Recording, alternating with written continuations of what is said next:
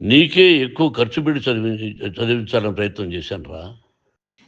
నువ్వు ఏది అడిగినా నేను నీకు ఇచ్చానురా.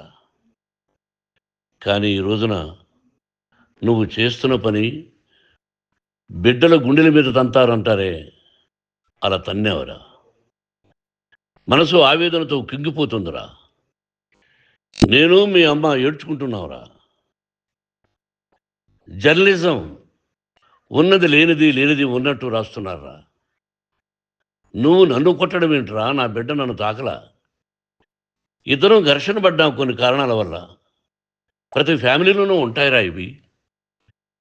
లేనివాడు ఎవరైనా ఉంటే ప్రపంచంలో ఒకరున్నారేమో, 1% ఉంటుందేమో. అటువంటి వాళ్ళ ఇంటికి వెళ్ళి కాళ్ళు గడిగి నిద్ర పూసుకోవచ్చు. భారత భాగవత రామాయణాలు చూశావు కదరా. ఏమిటిది? మీ అమ్మ ఎంత కుమిలిపోతుంది ఈ రోజున హాస్పిటల్ చేరింది. నీ వల్ల హాస్పిటల్ చేరుతాను. చూడు మనోజ్, నీకన్నీ ఇచ్చిన ఈ రోజున నువ్వు నా గుండెల మీద తనడమే కాకుండా అపకీర్తి తీసుకొచ్చావు. ఏదేదో రాశావు, ఏదేదో చెప్తున్నావు. కొంతమంది జర్నలిస్టులు ఉన్నది లేనిది, లేనిది ఉన్నట్టు రాసే వాళ్ళ తత్వం వాళ్ళకి ఎందుకంటే టీఆర్పీ పెరగాలి. ఇది వాళ్ళ నైజం. మనం మార్చలేము. వాళ్ళందరి మీద మన కోర్టుకు వెళ్ళలేము. వాక్ స్వాతంత్రం అంటారు, ప్రజాస్వామ్యం అంటారు. ప్రజాస్వామ్యంలో కూడా కొన్ని హద్దులు ఉన్నాయి. ఇది నీకు తెలుసు అనుకున్నా. ఎంత మంచి నటుడివి నువ్వు. నీ భార్య మాటలు విని తాగుడుకు అలవాటు పడిపోయావు. వింటున్నావా మనోజ్? ఎవరిని నమ్మాలో ఎవరిని నమ్మకూడదో పరిస్థితి తీసుకొచ్చావు. విద్యాలయాలు ఎంత గొప్పవిరా. మనం 25% కులమతాలకు అతీతంగా ఫ్రీ ఎడ్యుకేషన్ ఇస్తున్నాంరా. క్యాస్ట్ అనేది తీసేసానురా 92లో ప్రాస్పెక్ట్స్లో. నువ్వు చదువుకున్నావురా. అక్కడ చదువుకున్న బిడ్డలు ఐఏఎస్, ఐపీఎస్ అయ్యారురా. ఎంతోమంది గొప్పవాళ్ళు అయ్యారురా. నువ్వు నటుడుగా ఎంతో గొప్పవాడివి. తాగుడికి అలవాడబడి నువ్వు నీ భార్య ఇంట్లో బిహేవ్ చేస్తున్న విధానం ఆ భగవంతుడు సర్వేశ్వరుడు తెలుసు. భగవంతుడు చూస్తున్నాడు రా. నేను తప్పు చేసినా, నువ్వు తప్పు చేసినా, ఎవరు తప్పు చేసినా. ఎంత అవకాశం ఇచ్చావు మాట్లాడుకునేదానికి అందరికీ. ఇన్ని సంవత్సరాల్లో మన విద్యాలయాల్లో ఒక్క తల్లి కానీ ఒక తండ్రి కానీ ఏమైనా చెప్పారా? ఆ బిడ్డలు మన బిడ్డలు రా. మీరెంతో నాకు అక్కడ ఉన్నవాడు కూడా నా కూతుర్లు, నా కుమారులు. ఎంతమందికి ఫ్రీ ఎడ్యుకేషన్ ఇస్తున్నావు. వాడి దగ్గర ఏది ఆశించరా. నువ్వు ఎందుకు ఇలా తయారైపోయావు? ఎందుకు ఇంట్లో ఉండే పని వాళ్ళందరినీ కొడుతున్నావు?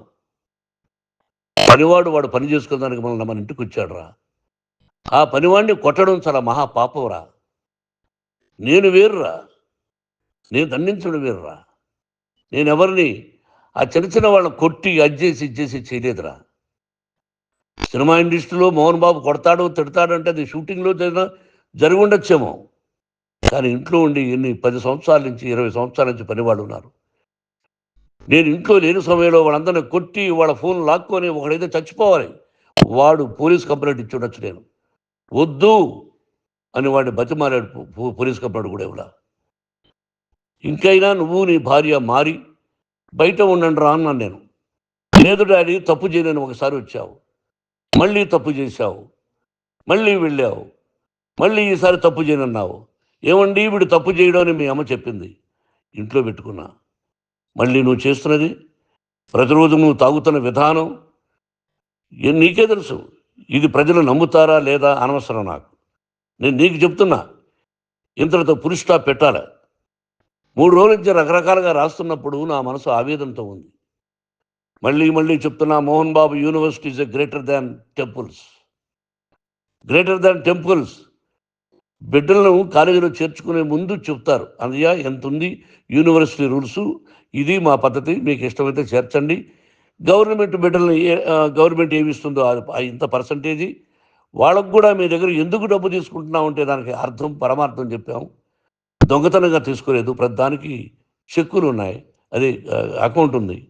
దానిలో తప్పులు జరిగితే డిపార్ట్మెంట్ ఉంది. కాలేజీలో ఇంకేదైనా తప్పు జరిగితే గవర్నమెంట్ ఉంది. ఇవన్నీ నీకు తెలుసు.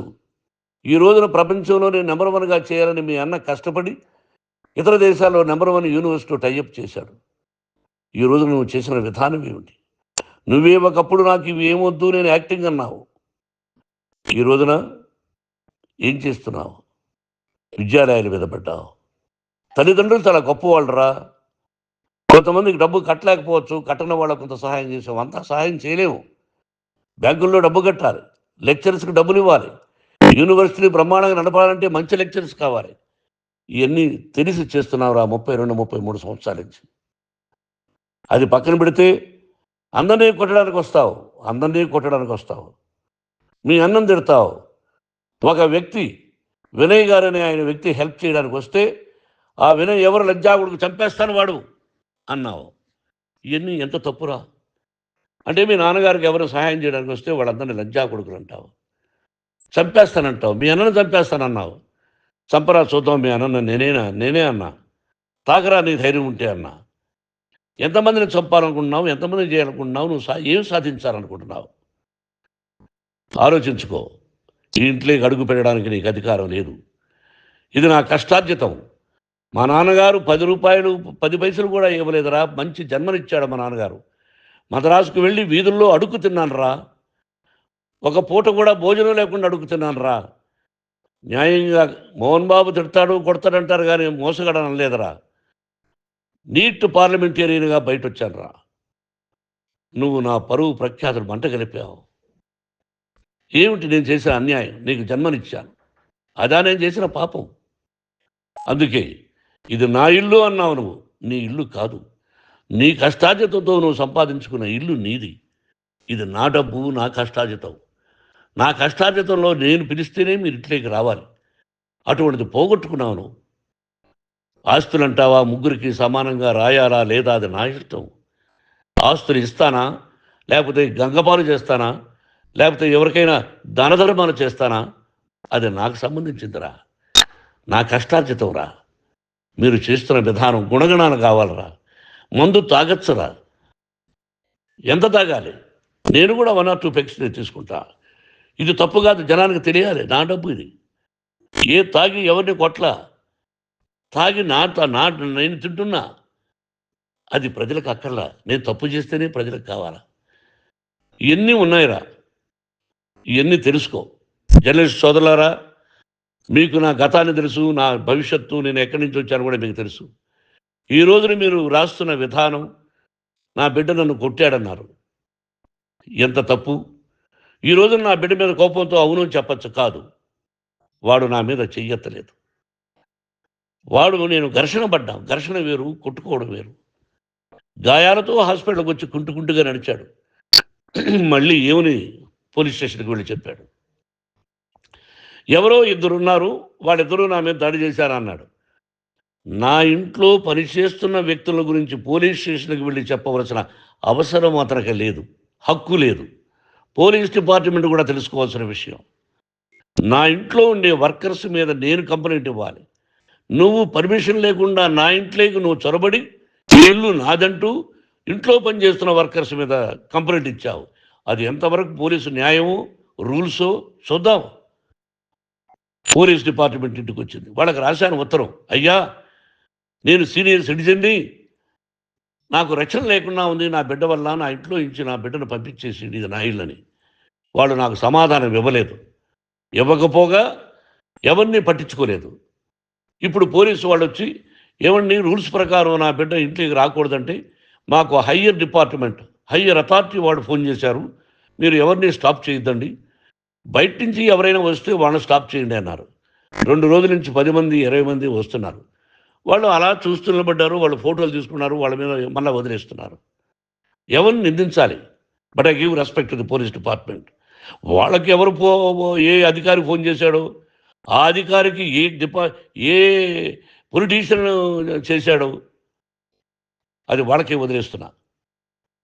కాబట్టి వాళ్ళు పోలీస్ కంప్లైంట్ ఇచ్చినా కూడా మేము సంబంధం లేదని అంటున్నారు. కాబట్టి నేను నా బిడ్డను నిన్ను నాపు చేస్తున్నా. నువ్వు ఇంట్లోకి వచ్చే అధికారం నీకు లేదు. నువ్వు వచ్చి నీ బిడ్డను తీసుకెళ్ళు. సంతోషం. నువ్వు రాలేదు, నీ బిడ్డను జాగ్రత్తగానే చూసుకుంటావు. Take care your daughter. That's all. మీ అమ్మ హాస్పిటల్లో అడ్మిట్ అయింది. రేపో ఎల్లుండో మీ అమ్మని పిలిపించి బాగైన తర్వాత ఇదిగో నువ్వు నీ కొడుకు బిడ్డను తీసుకెళ్ళి వాడికి అప్పచెప్పని చెప్తాను పోలీసు వాళ్ళ ఆధ్వర్యంలో. ఇది 100% జర్నలిస్టు సోదరులారా, పులి స్టాప్ పెట్టండి. మీకు కుటుంబాలు ఉన్నాయి, మీ యజమానులకు కుటుంబాలు ఉన్నాయి.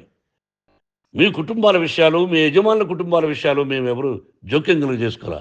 మేము నటీనటులం. మాది తప్పుంటే నటుడుగా నన్ను ఫెయిల్యూర్ అని రాయండి, నా నటన బాగలేకపోతే రాయండి.